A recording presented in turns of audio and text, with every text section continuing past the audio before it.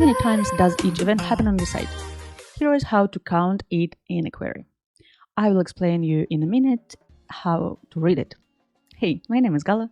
I am marketing BI analyst and the founder of Daily Reports. On my website, you will find Looker Studio templates for marketing and sales and a blog about Google Sheets, Looker Studio, and BigQuery for marketing analytics. Subscribe to my blog and get a free Looker Studio template based on GA4 data. And come back to our query.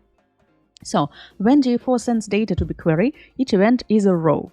You can see it here in event table calls events.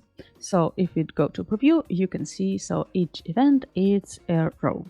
You can group those rows by events name and get simply use its stats. So you will have number of events, name and number of events.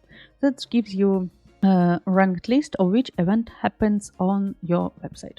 So first of all, we start each query from select, then we have a section from, so we select from, we choose what from which table, and here we use, I already created a video why it's asterisk here and table suffix, what it is. If you didn't see it, I really recommend you to check.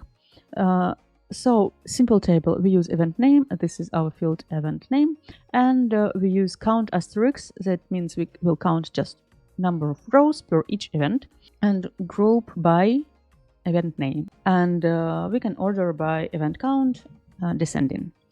Let's run this query, and it's a perfect way to explore what's tracked on your site and spot missing event or typos in naming. So this is really simple. You can start from this and go to more complex query, and if you feel comfortable with this. If this was useful, hit like, subscribe to my channel, and leave a comment if you want more short and long videos about GA4 and BigQuery tutorials. Thank you. Bye bye.